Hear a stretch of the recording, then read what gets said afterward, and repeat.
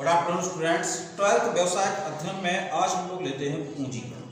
तो पूंजीकरण यानी जैसा कि आप जानते हैं कि जो वित्त है वह व्यवसाय का जीवन रक्त माना जाता है।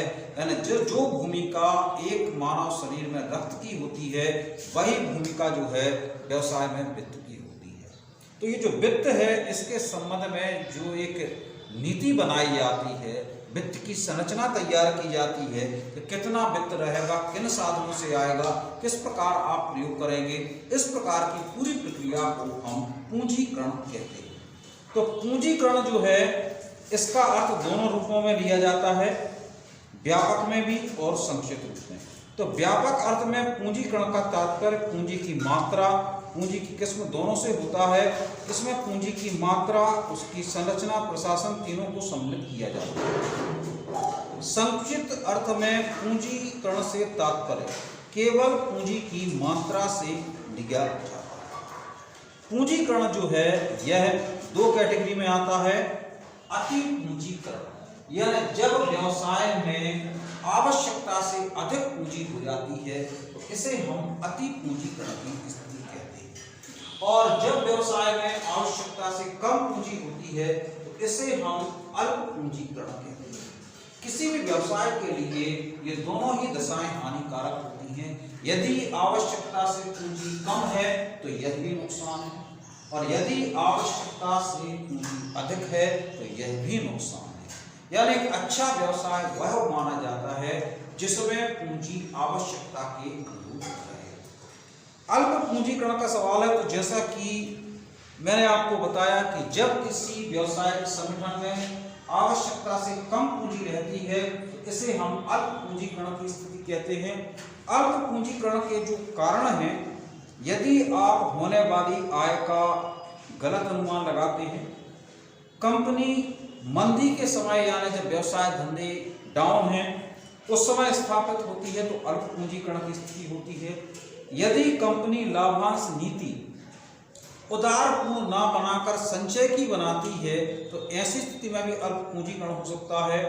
यदि व्यवसाय के पास कम पूंजी है और उसका गहनतम उपयोग करते हो आप तो भी अल्प पूंजीकरण हो सकता है। और यदि प्रबंधक और कर्मचारी जो हैं अत्यधिक कार्यकुशल हैं तो ऐसी स्थिति में कम पूंजी पर अधिक लाभ की संभावना बढ़ जाती है। इस कारण से पूंजी कम इन्वेस्ट की जाती है, कम लगाई जाती है और अल्प पूंजीकरण हो जाता है। इसके जो अल्प पूंजीकरण यानी पूंजी कम है तो इसके जो दोष हैं, कंपनी की आर्थिक दशा ठीक न होने से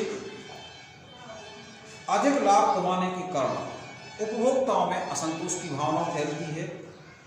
आर्थिक दशा अच्छी न होने पर भी जो श्रमिक हैं, यदि मान लीजिए वो अधिक कार्यकुशल हैं तो अधिक लाभ की मांग करते हैं और ना मिलने पर हड़ताल और तालाबंदी की स्थिति आ जाती है।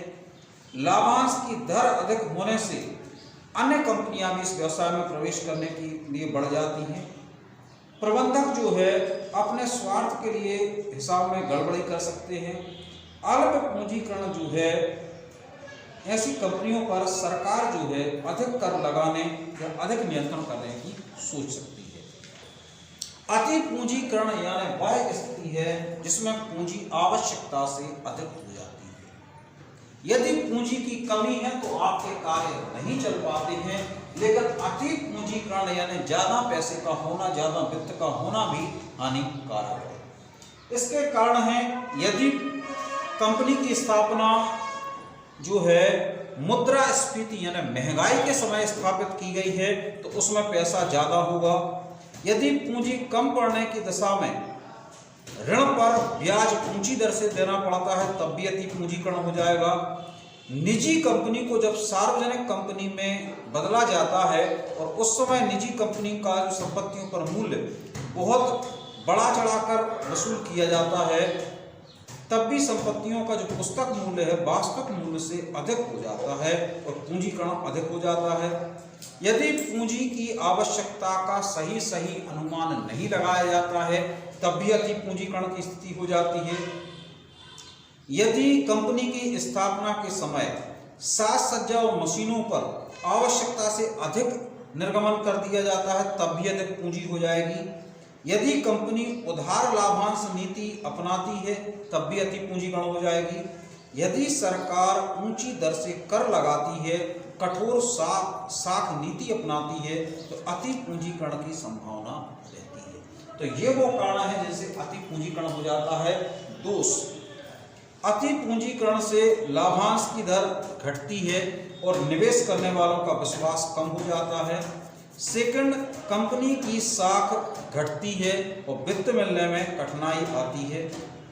अति पूंजीकरण की जो है प्रबंधकों के स्वार्थ में वित्तीय हेराफेरी करके अकुशलता छुपाने का प्रयास करते हैं।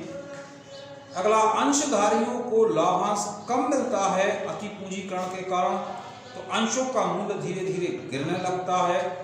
लाभांश से आय कम होने से जो विनियोक्ता हैं वह फ्रस्ट्रेट हो सकते हैं। अति पूंजीकरण से सट्टेबाजी को प्रोत्साहन मिलता है। अति पूंजी के कारण वस्तुओं की किस्में में गिरावट और मूल्य में वृद्धि कर सकती है। अति पूंजीकरण को सुधारने के लिए कंपनियां कई बार श्रमिकों की छटनी और मजदूरी में कटौती करती हैं, जिससे हड़ताल और तालाबंदी हो सकती है। अति पूंजी के कारण संसाधनों का दुरुपयोग और अपव्यय की प्रवृत्तियां बढ़ती हैं। अति पूंजी के कारण वित्तीय दशा अत्यधिक खराब होने से समापन का सामना करना पड़ता है। तो यानी अति पूंजीकरण में सबसे बड़ी बात यह है कि चाहे आपके निवेशक हो, चाहे कर्मचारी हो, चाहे उपभोक्ता हो, सभी वर्गों का शोषण हो सकता है। अति पूंजीकरण यानी पूंजी अधिक होने से प्रबंधक मनमाने हो सकते हैं। Thank you very much.